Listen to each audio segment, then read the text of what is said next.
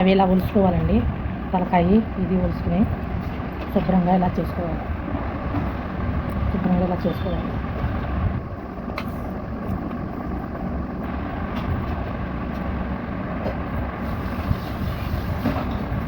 ఉల్లిపాయ ముక్కలో మగ్గాక ఎండ్రీలు వేసుకుని కొంచెం ఉప్పు వేసుకుని ఇలా మగ్గ కొట్టుకోవాలండి.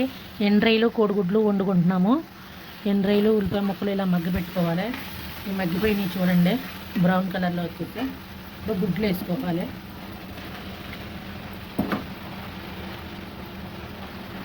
గుడ్లు వేసుకుని కారం వేసుకుంటున్నామండి. 3 టీస్పూన్ల కారం,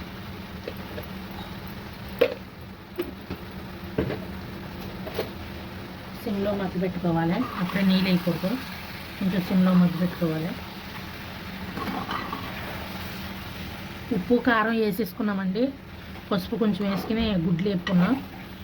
అవి కొంచెం మగ్గాలి. బాగా మగ్గిపోయిందండి, బాగా మగ్గిపోయింది. ఇప్పుడు గ్లాసుడు వాటర్ వేసుకోవాలి.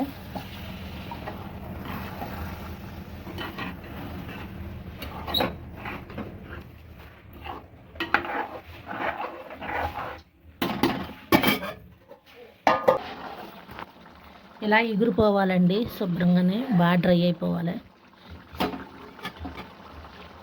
కూర రెడీ అయిపోయింది.